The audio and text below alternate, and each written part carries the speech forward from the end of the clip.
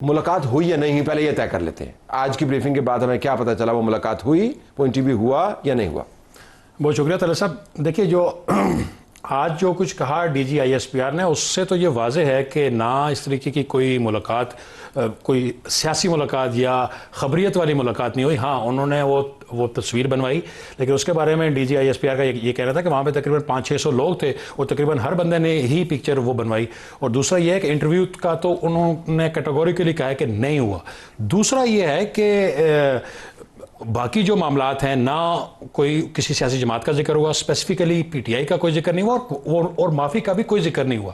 تو آج جو انہوں نے کہا ہے اس سے تو لگتا ہے کہ جو بھی اشارتاً بات ہو رہی تھی وہاں پہ, ایسی کوئی بات نہیں ہوئی. حسن جی بالکل ٹھیک ہے. تو یہ کوئی صحافتی نشست نہیں ہوئی. ٹھیک. اب ان ایڈیشن جو D G S P R نے بات کی وہ تو ہے, لیکن برسلز سے بھی میرے پاس کافی خبریں آئی ہوئی تھی. یہ ایک ڈنر ٹیبل کے اوپر یہ ضرور موجود تھے جہاں پر تقریباً 2 درجن کے قریب لوگ اور بیٹھے ہوئے تھے, اور اطلاعات مل رہی ہیں کہ جس نے یہ برسلز والا فنکشن ہوسٹ کیا وہ صاحب بھی ان سے ناخوش ہیں, اور ان کو انہوں نے امبیرس کیا ہے. انہوں نے بیسیکلی جو ملاقات جس طریقے سے ان کی ہوئی ہے, زیادہ شبہ لوگوں کا محسن نقوی صاحب کی طرف جا رہا تھا کہ ان کے تعلقات ہیں, لیکن محسن نقوی صاحب بھی میرے اطلاعات ہیں, میرے سورسز بتا رہے ہیں کہ بڑے سخت اوفینڈ ہیں اور بڑے سخت نالاں ہیں, اور انہوں نے اپنی ناراضگی کا اظہار سہیل وڑائی صاحب سے وہ کر چکے ہیں کہ آپ نے مجھے بھی شرمندہ کرایا ہے.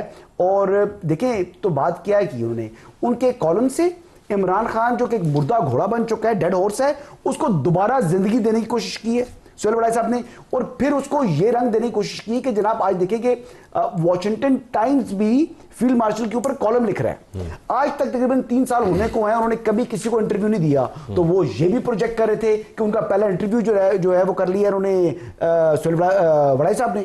تو دیکھیں انہوں نے ایک تیر سے کتنے شکار کیے, پی ٹی آئی کو بھی خوش کر لیا, تعریفیں کچھ کر دی فیلڈ مارشل کی. اچھا وہ سمجھ رہے تھے کہ جس طرح پہلے جنرل باجوہ کے ساتھ جو ہے ان کی ملاقات ہوئی تھی اس میں بھی 12-13 صحافی موجود تھے, پھر باجوہ ڈاکٹرائن تو یہی لے کر آئے تھے.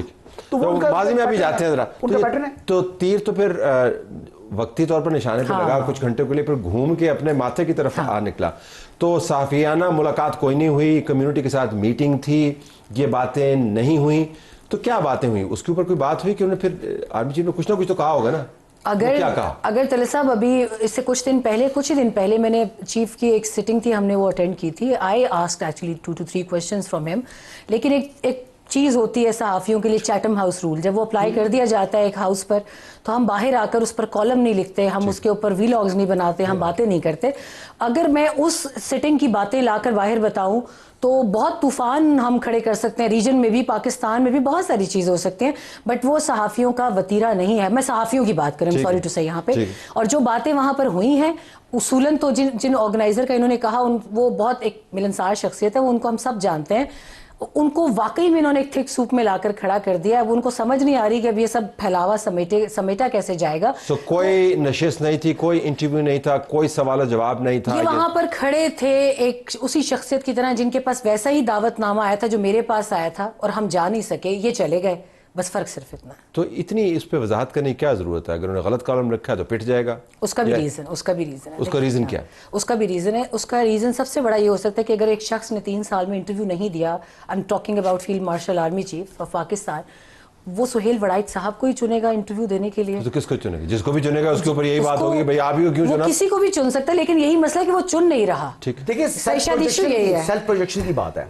میں بات کروں گا, اب آپ کو بیچ میں لے کر آ رہا ہوں. خبر میری یہ تھی کہ آپ کو نگران وزیر اطلاعات کے لیے آپ اس کو کہا گیا, آپ نے انکار کر دیا, لیکن آپ نے اس کو ٹویٹ کیا نہیں کیا نا.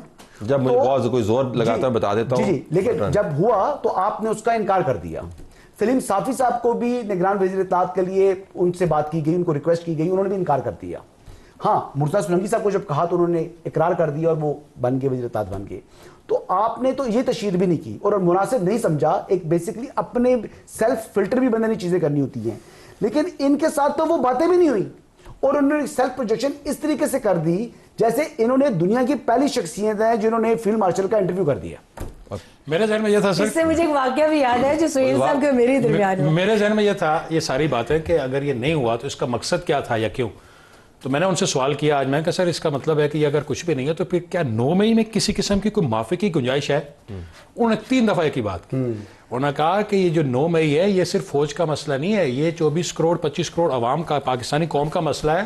اور جن لوگوں نے یہ کیا، یعنی کہ جن لوگوں نے ایگزیکیوٹ کیا، جو اس کے جو اس کے ماسٹر مائنڈ تھے، جو ان کے سہولت کار تھے، اور جو وہ کروانے والے، یہ سب جو ہیں یہ قانون کے کٹہرے میں ان کو لانا چاہیے. پھر جاوید چوہدری صاحب نے کہا سر پھر بھی معافی دی کوئی تھوڑی بہت.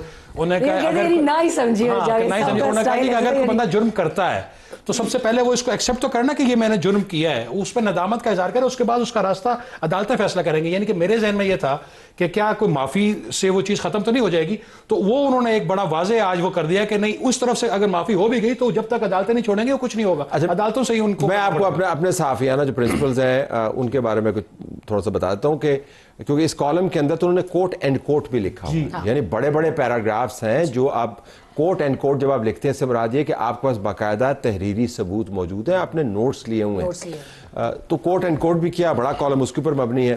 لیکن فرینکلی اگر آپ ایسی نشست میں ہیں جہاں پر سے آپ کو کوئی بڑی خبر ملتی ہوئی آ رہی ہو تو آپ سب کو پتہ ہے کہ ہم کسی نہ کسی طریقے سے کوشش کریں گے کہ وہ خبر باہر آ جائے. اگر میں خود نہیں کر سکتا تو آپ کو دے دوں گا اور درخواست کروں گا کہ باخبر ذرائع کے ذریعے آپ کو یا کسی اور کو. تو خبر کی تو ایک اپنی کشش ہے.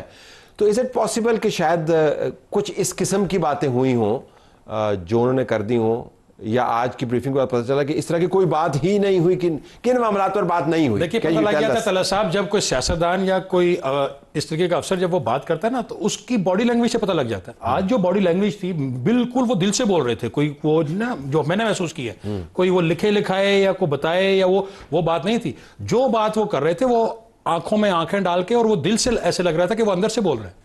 So your take. ہاں دیکھیں، کچھ باتیں ہوئی ہوں. میرے ٹیبل کے اوپر جتنا میرا اور آپ کا فاصلہ ہے، اس سے لمبا فاصلہ تھا ان کا، اور وہاں پر اور لوگ بھی موجود تھے. ہوتا ہے سننے میں کوئی غلطی ہوئی جی دور بیٹھے. دیکھیں ان کو ہیئرنگ پرابلم اگر ہے تو پھر تو ان کا قصور ہے نا. نہیں یہ وہ تو اگر ان کو ہے تو سننے میں غلطی اگر ہوگی تو ایک بات تو. اور دوسری بات سر میں یہ کروں گا کہ اگر وہاں پر کوئی ایسی باتیں ہوئی بھی ہیں کھانا کھاتے ہوئے، اگر میں آپ سے کوئی بات کر لیتا ہوں، پرائیویٹلی بات کر لیتا ہوں، تو وہ پھر ایتھکس گواہ آپ کو اس کی بات کی اجازت نہیں دیتے. پھر تو آپ نے اپنا جو آپ کی تھوڑی بہت عزت میری نگاہ میں موجود ہے وہ بھی ختم سمجھیں، کیونکہ پھر اگر آپ اتنے ان ایتھیکل ہیں اور آپ اتنے بڑا نام ہے، آپ اتنے بڑے جرنلسٹ ہیں اور آپ یہ حرکت کار گزرے ہیں، تو آئی ایم سوری، پھر آپ پر کسی کو اعتماد نہیں کرنا چاہیے. یہ اے آر وائی کی پالیسی ہے یا سر یہ آپ کی بھی پالیسی ہونی چاہیے، اگر نہیں ہے تو مجھے تعجب ہے. اس میں طلعت صاحب میری پالیسی کا اظہار ہوگا جب میں آپ کی جگہ پہ بیٹھوں گا. اس میں میری پالیسی ہے کہ میں نے پروگرام کو لانے مسئلہ یہ ہے سر کہ ظاہر ہے ہر بندے کی یا ہر جرنلسٹ کا یہ ہوتا ہے کہ میں کچھ چیز نکالوں، کچھ چیز میں یہ میں کہہ رہا ہوں نا کہ ایک کیوریوسٹی ہوتی ہے. یہ جو جب سے یہ آیا نا حافظ صاحب کسی کو نہیں ملتے یا بہت کم، بالکل لمیٹڈ، تو وہ ایکسیس ہی نہیں لوگوں کو مل رہی. اور ظاہر ہے میرے سمیت آپ سمیت کون جو نہیں ان کا انٹرویو کرنا چاہے گا. واقعہ بھی ہوا تھا، کچھ صحافیوں نے ان سے ایک کنونشن سینٹر میں ملے اور انہوں نے کہا کہ وی آر فرام میڈیا. بڑا فیمس واقعہ. He said so what. تو آپ D G I S P R سے D G I S P R Washington Post کے جس آپ نے آرٹیکل کا ذکر کیا اس کا